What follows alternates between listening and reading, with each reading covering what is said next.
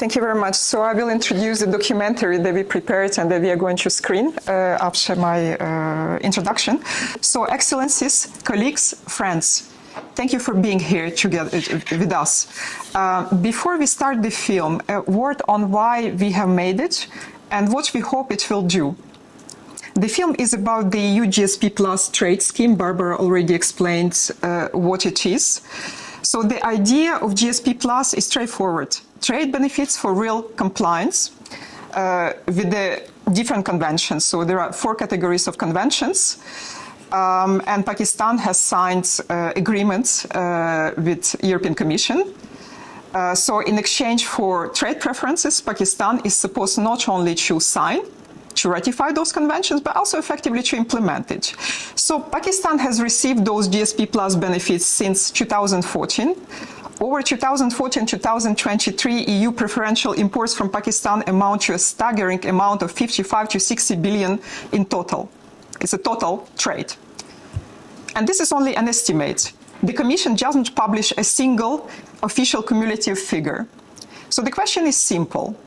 Have these benefits improved protection for the vulnerables, women and girls, religious minorities, workers, journalists, and the people at risk of disappearance or torture?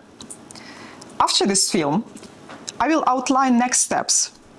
If you want more detail on the scheme and the legal pathway, a short brochure is available on request. So at the end, we could give you the brochure. It explains GSP Plus and Pakistan non-compliance in very, very simple terms. We also produced this white paper. This one digs deeper into legal aspects of non-compliance by Pakistan with ILO and UN conventions. It uses just European Commission own materials, own reports, UN materials, to show that Pakistan doesn't deserve to continue enjoying GSP Plus scheme. So thank you, and let's begin the film. Okay, so after the keynote by Barbara and the film we just saw, the question is, what now? So I will be brief and very practical. First, a word on why we are here and what this format is for. Side events, as the Human Rights Council exists to get evidence and workable proposals into the room while the Council is in session. They are not negotiations. They are where civil society, experts and officials put facts on the table, line them up with UN standards, and identify the next lawful steps. The Council provides the forum and the toolbox, and our task is to use both. I returned to this room having spoken as the UNHRC60 back in March. And that was on the plight of minority girls in Pakistan, girls subjected to forced conversions and forced marriage. That event has already put names, cases, and documents into the public record. Former EU Commissioner, whom you saw in the film, Jan Figel, made a straightforward point. Freedom of religion or belief is a litmus test for other rights. And trade preferences tied to human rights only work if conditionality is enforced. Willy Fautré from Human Rights Without Frontiers added a practical warning. Where public funds and trade advantages flow without measurable reform, the system risks rewarding non-compliance, as it is the case with Pakistan. Those points are as relevant today as they were back in March when I spoke at this event. And now to the substance. Pakistan has enjoyed the EU GSP Plus trade preferences for a decade. But GSP Plus is not a gift, it is a contract. It links tariff preferences to the effective implementation, not just ratification, of 27 UN and ILO conventions. On paper, Pakistan has ratified the core UN covenants and the 8 fundamental ILO conventions. In practice, however, key concerns persist and in some areas have worsened. That includes enforced disappearances and impunity, the misuse of blasphemy provisions in Pakistan, pressure on journalists and human rights defenders, bonded and child labor, obstacles to independent trade unions, and the specific vulnerability of minority girls. Pakistan has also not ratified the International Convention for the Protection of All Persons from Enforced Disappearance. The gap measures given the volume of disappearance allegations. We have brought extensive material today. A brochure already showed that sets out the issue in plain terms, so please come at the end of the meeting. We will distribute brochures, the copies that we have, and the white paper with the legal pathway. So, by the way, you can see the QR code where you can download the white paper. It's a very deep analysis of this legal situation with GSP and Pakistan. So this white paper is not advocacy dressed up as law. It rests on the European Commission own reports and on GSP Plus regulation itself. It maps UN treaty body findings, ILO supervisory opinions, and EU monitoring to the thresholds the Commission must apply, serious and systematic violations, and to the procedure the Commission can use, notice of investigation, 6 months of monitoring against benchmarks, and a reversible decision on temporary withdrawal if benchmarks are not met. On the closing slide, you will find the QR code link to the white paper. Please use it. Let me set out as clearly as possible what the UN can do and what it cannot do. The UN can produce the authoritative records, treaty body concluding observation and follow-up, special procedures, urgent appeals, allegation letters, and public communications, country visit requests, universal periodic review recommendations, and OHCHR compilations. The UN can also track and report reprisals against those who cooperate with these mechanisms. All of this is pressure. All of this is evidence.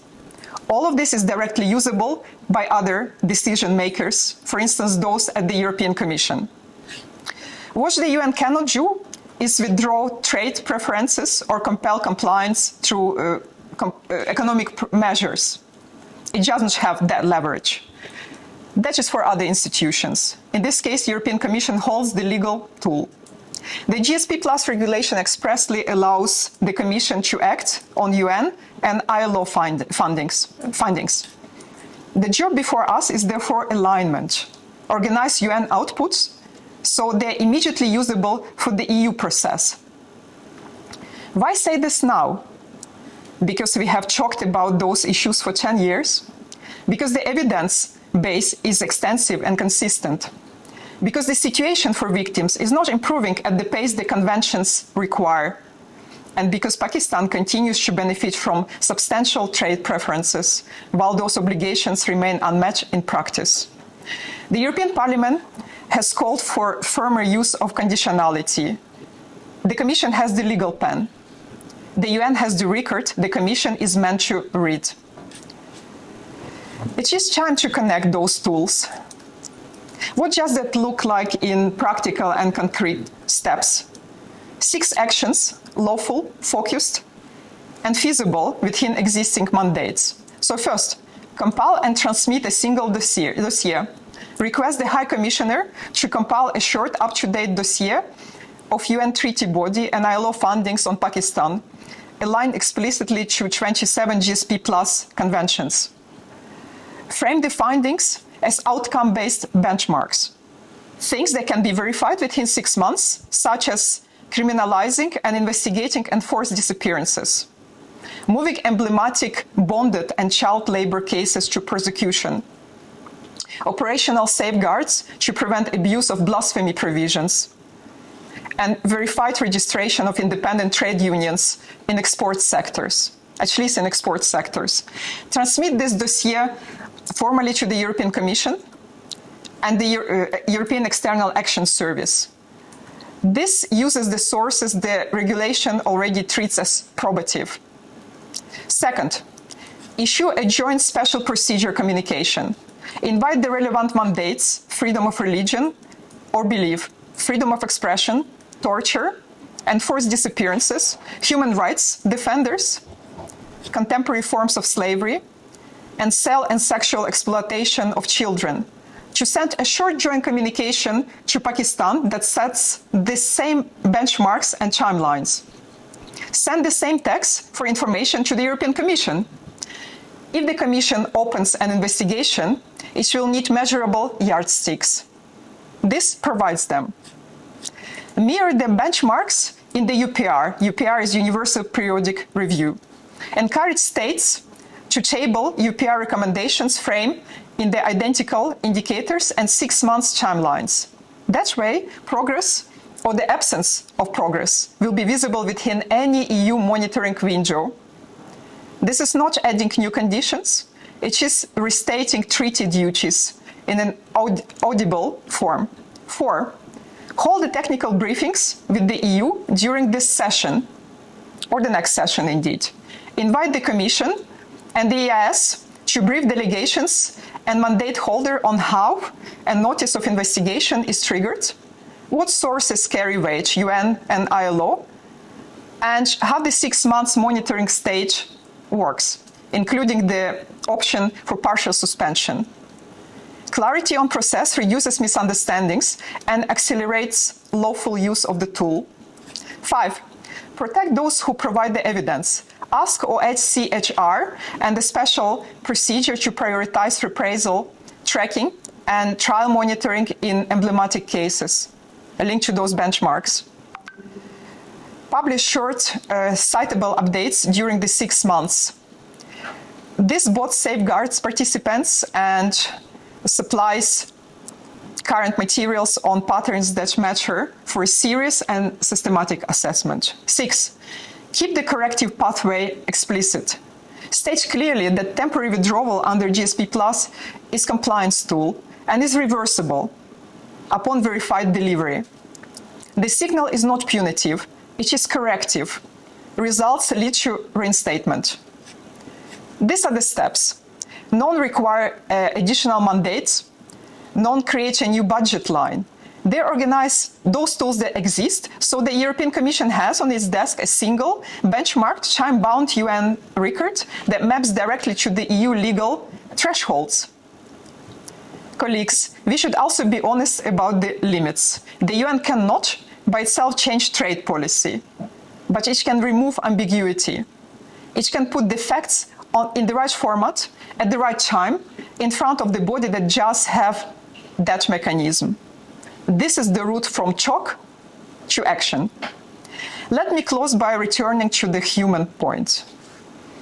At UNHRC60, we heard detailed testimonies about minority girls facing forced conversion and forced marriages.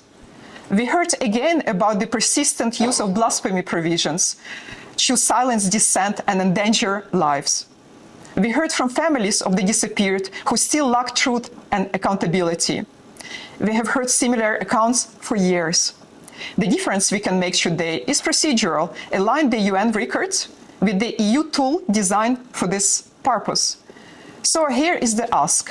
Put simply, use the Council existing machinery, treaty bodies, special procedures, UPR, OHCHR, to deliver a consolidated, verifiable dossier key to 6 months benchmarks. Place the dossier formally with the European Commission and EAS and invite them to explain in this session how the GSP Plus procedures operate. Encourage states to mirror those benchmarks in UPR and protect those who provide the evidence needed to measure them. Acknowledge that temporary withdrawal is not an end state, but a corrective step and a path back to compliance. The European Parliament has repeatedly called attention to these issues. The Commission has the authority to act. The UN has the evidence it needs to prompt that action. After 10 years, it is time to move from describing the problem to using the mechanisms that were designed for this exact situation. Notice, 6 months, and then decision. Result, measurable results would lead to reinstatement. That is fair to Pakistan, fair to EU citizens, and above all, fair to the victims whose rights these conventions are supposed to protect. Before I close, I want you to hear one voice that explains why we are here. Her name is Michal. She's the daughter of Shagufta Kiran, who has been sentenced to death under Pakistan's blasphemy law. This is not an abstract debate. It is about people whose lives are at risk. With your permission, we will play a short recording.